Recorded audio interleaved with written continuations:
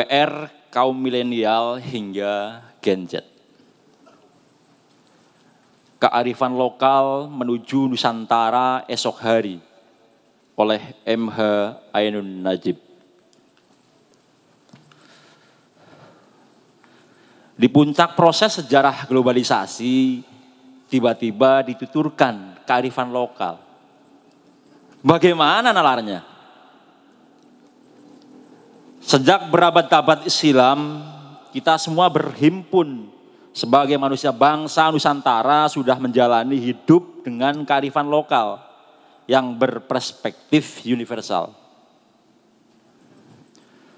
Kemudian kita merdeka. Kita disuruh berpikir nasional. Siapa saja yang berpikir sebagai orang Jawa, Sunda, atau Madura dikategorikan sebagai manusia primordial. Kita disuruh melihat diri kita ini bukan lagi manusia Jawa, Sunda, atau Madura, melainkan manusia Indonesia.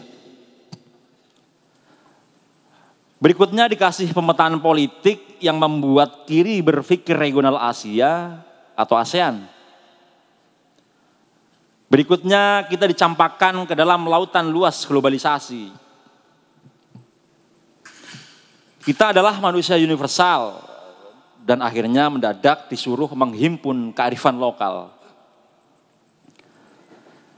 Siapa yang punya niat mulia menghidupkan kembali kearifan lokal? Siapa yang masih meskipun mungkin berat untuk menerapkannya? Siapa yang bertanya kepada dirinya sendiri atau kepada orang lain tentang kearifan lokal? Pejabat, dosen, profesor doktor, ulama dan ustadz, atau pengusaha konglomerat? Dengan kearifan lokal itu, apakah maksudnya pemerintah NKRI hendak menerapkan sugih tanpa banda untuk meredam konglomerasi secara kultural? Pilpres pemilu pakai menang tanpa ngasorake. Mau perang global dengan sakti tanpa waji. Para pemimpin hendaknya berperilaku ingar sosung tulodo.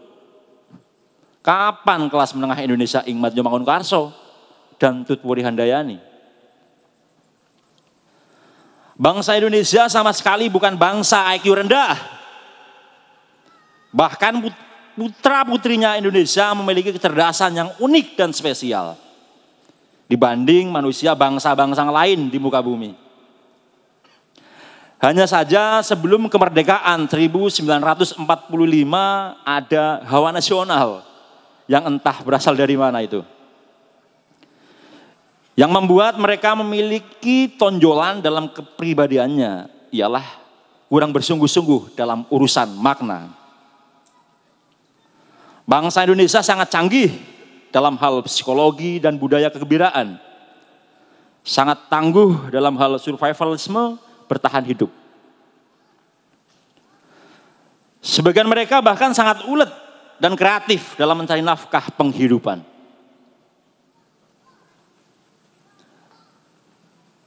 Kelas menengah dan elitnya sangat pakar untuk mensistemasikan kejahatan, penipuan, dan pembohongan. Expert di bidang manipulasi dan eksploitasi, ulet dan cerdas dalam merekayasa kezaliman. Tapi ajhalul jahaliyah, dungu kuadrat dalam hal kebaikan bersama. Pidatonya mendengung-dengungkan gotong royong, tapi yang dilakukannya adalah cari untung sendiri, cari enak dan menangnya sendiri.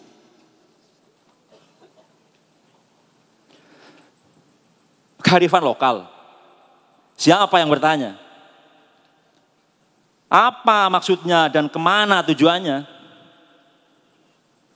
Kenapa tidak sejak sebelum Indonesia dilahirkan? Atau begitu lahir tema itu digulirkan? Lokal apa dan tujuannya kemana? Kalau kalian ditanya tentang kearifan lokal, itu maksudnya Indonesia ataukah Madura, Mandar, Minang, Dayak, Etoro, Huli, Bilibil, Hewa, Koteka, Sambia, atau yang mana sih? Yang mana yang kalian sebut bangsa dan yang mana suku?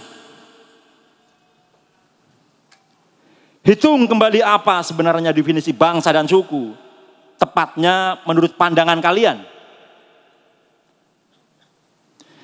Kita semua di Kepulauan Nusantara ini disebut bangsa Indonesia atau Persatuan Bangsa Indonesia sih, atau semacam perhimpunan bangsa-bangsa Nusantara mungkin. Jadi Indonesia itu lokalkah atau nasional? Kalau setiap warga negara adalah nasionalis tanpa tiba-tiba dianjurkan untuk menjadi lokalis.